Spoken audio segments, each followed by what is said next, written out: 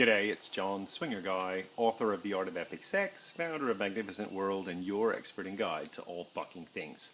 I'm so glad you picked on this video, and if you don't watch any others, this is a great one because it's called Epicness Through Adversity.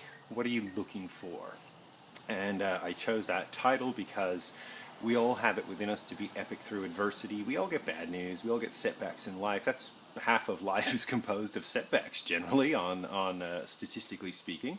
And again, how we act in those moments defines us. It constitutes half or more of our total existence is how we deal with when shit happens. So when bad news comes in, what do you look for? Most people default to looking for what else is wrong.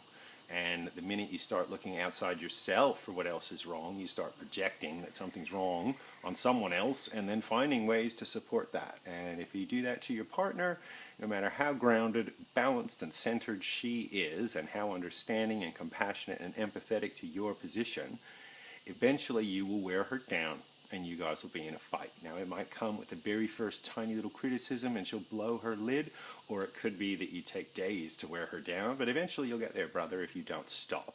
So I'm imploring you to just stop and be epic in the moment by looking for what's right. That's step number one.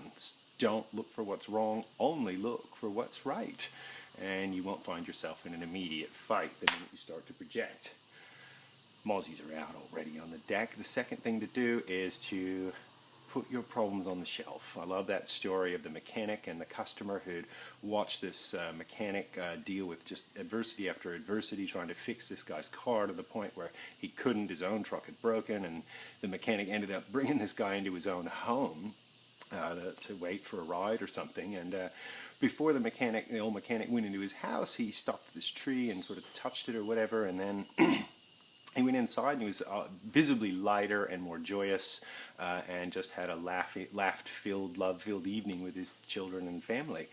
And the client the customer of the mechanic was able to ask him privately at one stage, what did you do with the tree? And he said, I hung my problems on it because no matter what happens out there, that's my problems, and they don't need to have them affect me or them.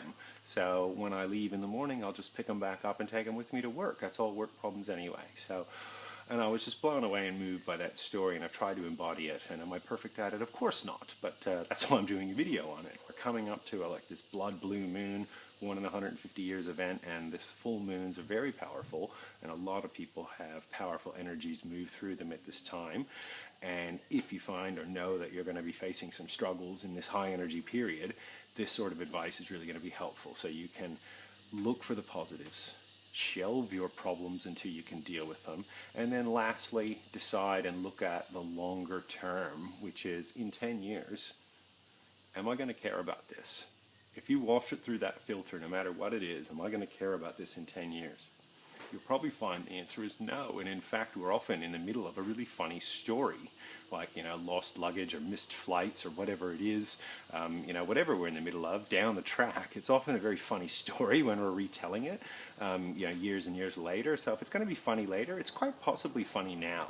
But it's hard to see the humor in the moment. But again, finding the humor, maintaining your humor, or finding a way to laugh through adversity is the best medicine. They say laughter is the best medicine, and it truly is. Nothing curbs the stress chemicals and whatnot in your body faster and more effectively than what's released when we laugh. Genuine laughter. So whatever it takes to get your ass laughing, do it. Do it. Go watch a funny movie, read some jokes, whatever it takes. I've got pages and pages of jokes that I can, leave for a week or more and then read them again and get a giggle out of them. So that's one of the things I try to do every morning before I start my day is get a good laugh on. And again, I like to always finish a day with a good laugh with Janine to sandwich an epic day. So I wish you all the epicness in the world. Please share, like, subscribe, and do all the things that help get this message out there. I know you know some brothers who are struggling. Share it with them. Tell them about Swinger Guy. It's not all fucking, but you know what? It's all fucking good. Now, with all greatest love and affection, I hope you go get fucked.